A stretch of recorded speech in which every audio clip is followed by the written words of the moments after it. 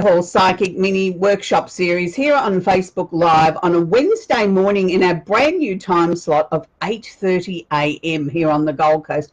Welcome to all our new viewers around the world. It's absolutely awesome to have you. And for those of you that just finished watching me on A1R Psychic Radio and our brand new time slot on Moonstruck TV, we had an absolutely awesome show and it was great to have everybody join us. It was really nice on today's show to actually work with people from England and Ireland for a change, because it's usually very early hours of the morning over there when we have shows. So it's really nice to be able to sort of have everybody sort of join us from around the globe. So without further ado, I'd like to take this opportunity to welcome everybody to the show. We're up to workshop number 38, so we're really sort of powering on and getting up there.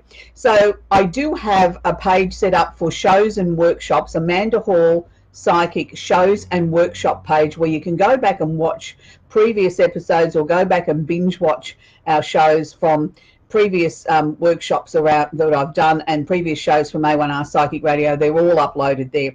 So let's get some T's and C's out of the road. This is not a show where I do free mini readings. This is purely a teaching segment where I like to bring my knowledge of astrology into a workshop and teach you how to work with candles and the magic of candles, but also weaving that into whatever we might be facing this week astrologically. And this week we're up to the new moon in Scorpio, and we feature either a moon cycle, a sun sign cycle, or we then feature another area of psychic phenomena that helps you make improvements and bring changes into your life.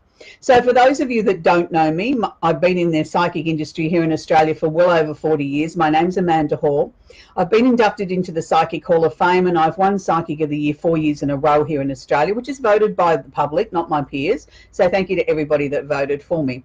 So I'd like to sort of kick the show off and sort of just take the opportunity again to welcome everybody and thank everybody for coming.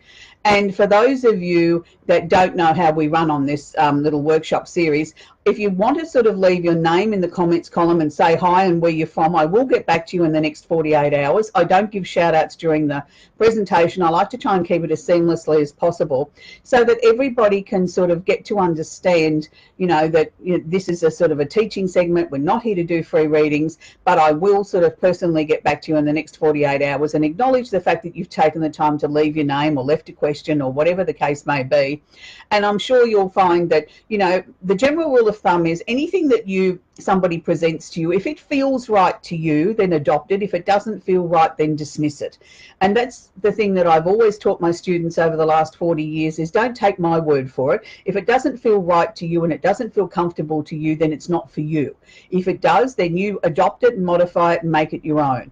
You don't have to do everything verbatim the way that I say. What I'm trying to share with you is the things that I know that have worked for me professionally and personally for a very, very, very long time. And it's my responsibility, I believe, as a teacher and a psychic, to be able to share some of my knowledge and my wisdom and some of the things that I've learnt along the way in the industry in a formula that people can afford. And, nobody can say that they can't afford this. It's free. Other than sort of paying for your internet connection, the actual workshop itself is free. It's not costing you anything to join us except a little bit of your time, and it's something that you can go back and watch time and time again. So without further ado, let's get on with what we're working with. We're working with this week the new moon in Scorpio. Now, the new moon happens once a month. Every 28 to 30 days we have a new moon, and the new moon is always in the same star sign energy as the sun. So the sun is in Scorpio for this 26-day period. So the new moon will be in Scorpio. So the full moon will be in the actual opposite sign of Scorpio, which is Taurus, but that'll be in another 2 weeks' time. So we're actually working with the new moon today. Now, there's a lot of controversy about what a new moon actually means. What does it mean to you? Some people call it a new moon. Some people call it a dark moon. I like to call it a new moon because I like to think of it as everything being brand new and shiny, and we're attracting new things to us. I am certainly not into Wicca. I do not study Wicca. I have never studied Wicca, but I do know about working with the moon cycles, as I have done for over 40 years. So if you're into Wicca, that's fine. You can do things your way. This is my way of doing things. And I know lots of people have different ideas of when they put their crystals out and when they don't put their crystals out. Look, I'm not a big crystal person, so I can't suggest to you when's the right or the wrong time of the month to do that. Again, I can say to you, do what feels right to you. I take my few crystals down occasionally and bath them in the salt water, but I don't necessarily wait for a particular moon cycle. I do it when it feels right to me. When I get the urge, when they yell at me and say, time for a bath, I take them down. So again, it's sometimes about what feels right for you and what works for you. Now, the new moon cycle to me is about attracting new things. But I always work upon the score. We can't attract something new into our lives unless we make room for it. So I always work upon the score. If we're going to try and attract 3 new things into our life, then we need to release 3 things out of our lives so that we've made space for it. If you imagine your closet or your wardrobe or your cupboard, and it's chock-a-block full of clothes, and you go out and you buy 3 new outfits to put in there, well, where are you going to hang them? There's no room. So you actually have to take 3 things out of the wardrobe to put 3 new things in. Well, it's the same in life. If we're going to attract 3 new things to our life, or attempt to attract 3 new things to our lives, we need to release 3 things. So I like to start with a list of a piece of paper and a pen. Very old-fashioned, I know, this day and age, but this is how we work. And I write down 3 things that I might want to let go of, or things that I might want to release, or things that are outworn in my life. Then I would put 3 things that I want to attract towards me. Now, when we start to look at releasing things, it doesn't always have to be major earth-shattering events or major earth-shattering big things in our lives. It can be something as simple as, I want to eradicate all the negative thoughts in my life. So we can put that on the piece of paper. Our second one could be, I want to remove all negative people from my atmosphere or from my little part of the world. It could be, I like this one, I'd like to release all my debts. Well, I don't say that we can probably do that all in one go, but by releasing it or surrendering them to the universe, we're sort of saying, well, look, I no longer wish to live this sort of life where I'm living on a credit card or I'm living in debt. I'm surrendering it, I'm releasing it. I'm still aware that I've got the obligation to pay it, but I'm surrendering it, so maybe then the new opportunities that can come towards me, which can then go into the new part, I would like some new ideas coming towards me at how I can get on top of my credit card debt, how I can make way or earn extra income, or how can I better budget, which all comes under the same heading. So it's how can I make, what are the new ideas that can come towards me to help me reduce my credit card debt. It could also be in the new column, you know, I want to attract some new and exciting positive people into my atmosphere, into my inner world. You know, it could be that I would like to attract more beautiful things in my life. It could be many things. It could be a new job, a new phone, a new relationship, just a better relationship with your children. It can be anything that you want it to be. So how we work with these sort of situations, as I said, I spoke about, I like to work with candles, and we've written our list. So we've written our list, and we're going to pop our list underneath our candle. So we're going to write actually 3 lists. We're going to write 3 identical lists, because we're going to use 2 in candles, and we're going to have 1 there that we can read out to the actual, at the time we're going to be lighting the candle. So we go to light the candle, we've put our list underneath our candle. Our candle then goes with the list onto a coaster. Then we place it on the furniture or the table or the sideboard or whatever the case may be, and then we go to light the candle. So this is an extra large candle. These ones burn for approximately 40 to 50 hours if you were to burn both wicks. If you do what I do, which is I burn 1 wick one day, the other wick the next day, it actually increases your burn time up to about 90 hours, 90 to 100 hours. So it makes your candle a lot more economical to run. And you read out aloud off your 3rd list what your intentions are, what you're releasing and what you're attracting to you. You don't have to keep it to 3. You might have 3 things you're releasing and you want to attract 10 new things, or you might want to release 8 things and only attract 2. That's perfectly fine. It's a very personal and individual thing. I just use 3 as a guideline. So you would light your candle for a minimum of 15 minutes per day, up to 2 hours. Now, please, bearing in mind, we always need to babysit our candle, no matter how safe we think it is. Never put them under fans, air conditioners where children and pets can knock them over. Never under curtains so that the house doesn't catch on fire. And never leave them unattended. Many a house is burnt down by people leaving a candle unattended or just deciding to take the dog for a walk and a gust of wind comes in and knocks it over and the house catches on fire. So it's really important that you really do sit with your candle. It's a very important process. So this is our water sign candle. Now this one covers the 3 water signs, Cancer, Scorpio and Pisces. So the water sign candle, same principles apply. Write your list out, pop it underneath the candle, popping the candle on a coaster, putting it on the table. Then we're going to light 1 wick one day and 1 wick the next day, alternate things, again reading it out. 15-minute burn time is appropriate for both of those. So for those of you that say to me, Amanda, look, I don't have time to be, I don't have the space to be sitting there with 2 extra large candles sitting on my table, but I still want to work with the moon energy. Well, we have what we call a gift box set or a travel kit. This is 3 candles coming to you in a little box. Now you can choose any one of our 27 candles we have in our range. This week I've made it up with 2 water sign and a new moon in the middle. You could make it up with a water sign, a new moon, a full moon, or a water sign, a new moon and a love candle. It's entirely your choice. These ones only have 1 wick in them and they will burn for approximately 15 hours. So you do get still quite a lengthy burn time out of them, but they're easy to take to work. They're easy to take on holidays with you when you're traveling, things like that. They come with a lovely little glass lid that you can use as your candle snuffer. For those people that say to me, look, Amanda, that's all well and great, but I really don't want to be having flames around. I've got children running around, dogs, cats, things like that. Can I suggest you buy yourself a melt warmer? Here in Australia at the local supermarket, these retail for around about $15. You can pick them up in variety stores, discount stores. This one's electric. It has a little button on the side. What I do with this is I take a couple of teaspoons of the wax that I want to work with. In this case, it would be the new moon wax and it would also be the water wax. I would put a teaspoon of each of those in the melt warmer to begin. Then after that, topping it up each day with about half a teaspoon per day of each one.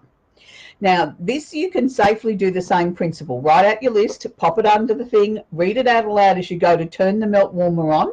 You've added your wax. You stand there and you focus on it for a few minutes.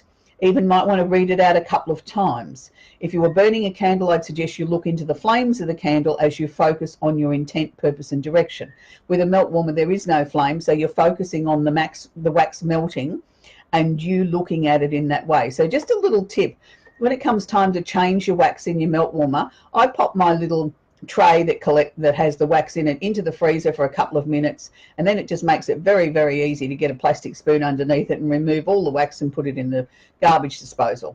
So these are very economical ways of working with your wax. You know, you still buy the candle, so you've still got a candle to use if you want to use a candle, but you've also got the wax to put in your melt warmer. So just imagine how much you would get out of an extra large candle going into a melt warmer. So that's sort of covered those sort of things. So for those of you that might actually want to have a reading with me, my name's Amanda Hall Psychic.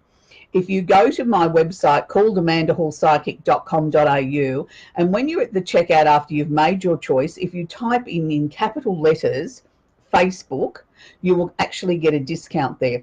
So we do offer free postage here in Australia for anybody that wants to make a purchase from our website. For our overseas family, we can't offer you free postage, but what we offer is a flat fee anywhere in the world on, doesn't matter how much product or how many things that you buy, it's one flat fee for everything that you put in your shopping trolley. So can I suggest if you want to buy a few things and you're from overseas, save up your pennies and do it all in one go. That way then you've only got one postage cost and it makes it a much more economical purchase. So on next week's show, we're going to be actually working with the Sun in Scorpio. So I'd like to sort of go back and talk a little bit more about the new moon. The new moon in Scorpio works this way. Yes, it is the strongest for anyone that is born under the birth sign of Scorpio, but it also affects each and every one of us. So we would be looking at Scorpio first, followed by Cancer and Pisces as being the three major ones that are going to get the full intensity of the new moon. Then the rest of the other 9 signs will have it to a lesser degree. It doesn't mean we won't feel it. It doesn't mean we can't work with it. It just means it's more intense because it's in water. So the water sign people will gather more opportunities out of this than, say, fire signs, earth signs, and air signs. So the new moon in Scorpio. So anytime we work with a scorpionic energy or a Scorpio energy, we always need to realize that we're dealing with emotions. And we're dealing with very intense, deep, and sometimes hidden emotions. If you imagine the scorpion in life, it's a sea creature. Yes, it has a sting in its tail, but it quite often lives in the rocks and the crevices and the hidden areas of life. It's not always coming to the sunlight and the surface and wanting to get out and have a sunbake. It likes to be sort of more hidden than it does coming to the daylight. So this is the energy that you're working with. Anything that has been hidden, that you've not wanted to deal with or felt you couldn't deal with, or was very intense on an emotional level, something that you've kept hidden and you feel now it's time for it to come to the sunlight, come out into the light, to be exposed. Now is the perfect time. You've also got to understand what the Scorpio water energy means. Now, water takes on many different forms. It can be water as in a glass that's very fluid. The Scorpio energy is the ice, is the block of ice, is the frozen water where we freeze. It becomes solid. We can thaw it out a little bit and then it refreezes. So each time it thaws and it refreezes, it becomes stronger, it becomes more intense. So this is a little bit like our emotions, or the things that we hide from ourselves and other people in our lives. We can make them intense, we can hide them, we can thaw them out a little bit, we can make them refreeze and become stronger. And I sometimes look at Scorpio people that I've had to work with over the years, and people that have been very special and significant in my life. And I've been able to categorize them in a couple of different ways. I feel that there's brand new Scorpios that really come into this lifetime that don't have a lot of past life experience, or this is their first or second time on Earth. And they seem to be what you'd call the lower end or the lower octave of Scorpio, where everything to them it's intense, and it's sort of quite jealousy driven. It's sometimes very sexually orientated. It's something that they sort of can easily get jealous, can easily get upset, can easily lose their temper, easily feel like somebody is not telling them the truth, easily feel as if somebody's out to get them, things like that. And you sort of start to see those sort of character traits. And then on the positive side, you see somebody that is so devoted in love that they would do anything for their partner, and they would walk over broken glass for them, and they're so very protective and so loving and so very intense, and just want to make that person incredibly happy. But at the same time, it's still a form of control. This very intense sort of dynamic sort of positive sort of energy can sometimes be misconstrued for something that is very controlling, and somebody sort of wanting you, they're happy as long as you're doing it their way. And then you get the more evolved Scorpio, where they sort of start to delve more into their inner feelings. They delve into their psychic ability, into their gut feelings, their hunches, their things like that. They seem to be very much in control of themselves. They sometimes are a person of very few words. They're sometimes people that really enjoy, mind games and puzzles, and delving underneath the surface and sort of investigative work, and want to understand what makes people tick. So we can seesaw between the upper and the lower end of Scorpio, and somewhere in that we find the individual. But it's also on the negative side of the more in tune Scorpio, or the older or the wise, supposedly wiser soul of the Scorpio, sometimes then we can see even stronger jealousy. Sometimes we can see even more need for control. Everything's fine as long as they're getting their own way, and I mean all the time. And they could be somebody that's sort of the biggest yahoo down the local hotel, and like the girl that comes in the shortest skirt and got the the lowest cut top on, but they're their partner or their wife or their girlfriend dressed like that, and it's sort of, oh no, that's not acceptable. And yet they're the ones that really enjoy that, or work in the advertising campaigns that encourage that, but that's not the way they like it at home. Their wife's almost covered from neck to the floor sort of thing. So you can find sometimes there's discrepancies in the way that one rule for them and one rule for everyone else. And sometimes that can be a hard adjustment for other people that are in their lives that are very special to them, to understand and work with this, and understand sometimes they just need total solitude. They need to be able to sort of shut themselves off, go in their little crevice in their rock wall and hide and sit there and contemplate and go through their emotions and go through everything in their mind and sort of turn it over every which way. And, you know, in a day or two or a week's time, when they feel that they've got it all in control and they've got it all into perspective, then they emerge again with their newfound wisdom.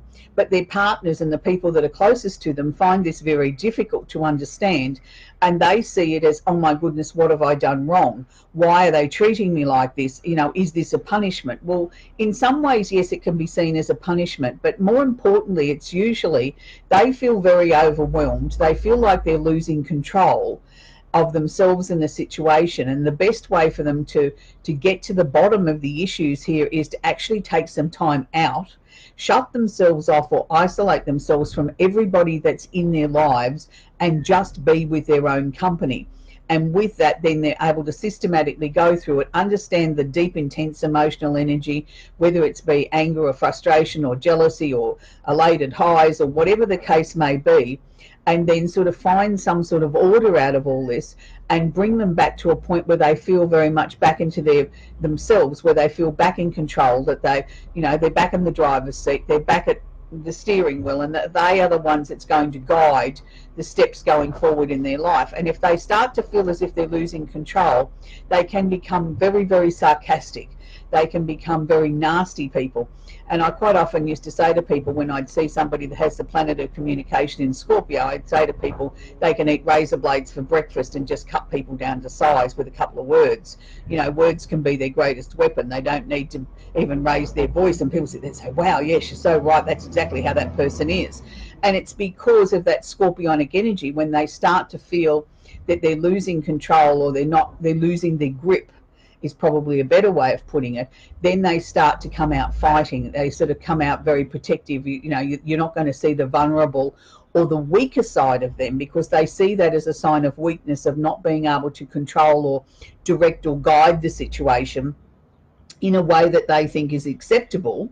Might not be acceptable to everybody else, but it's acceptable to them. And that's then when they start to become very defensive, you know, use their words as weapons. They become nasty, they become sarcastic, they sort of, you know, give you the death stare. Their whole mood can change, and you can see them, you know, they get a black look on their face, you know, their whole, you know, they can have beautiful blue eyes, and all of a sudden the eyes almost look black, and the face looks black, and a face like thunder. That's where these sayings come from. And it can be very much the Scorpio sort of energy when they feel that they're losing a grip on the situation. So I hope this has helped you understand a little bit more about the Scorpio energy, but also helped you understand how the new moon is about delving inside ourselves, no matter what our star sign is, bringing everything out into the light, releasing the things that we no longer need, but also the time to start attracting things in our lives where we have the opportunity to bring towards us the most amazing opportunities that we can have in our lives. And, you know, it's a time where we can have great insights, you know, for people that are healers and readers and mediums and psychics and that sort of time. The new moon in Scorpio quite often means that they get the most powerful dynamic readings. They get to work with some amazing people, probably that might be in more intense situations than normal, but they will get the opportunity to be able to sort of help that person in a way that maybe they couldn't have done a couple of days before or a couple of days after this cycle, where it's sort of like they're able to delve underneath and into all those crevices and get information out and share it with their client and help them gain a new understanding. So I hope this helps you. Next week we'll be talking about the Sun in Scorpio, the most powerful time of the year, where, you know, we have a lot of things that we need to change and look at in our lives. So until next week, be kind to each other. And if you are in the US, don't forget to go out and vote. Your vote is very powerful. You know, that one vote might just be the one that tips it more in the way that is better for the country as a whole. Here in Australia, we're not in election season just yet. Won't be far away. But wherever you are in the world, make sure that if you've got something powerful to say this week, say it and make your words count. Bye for now.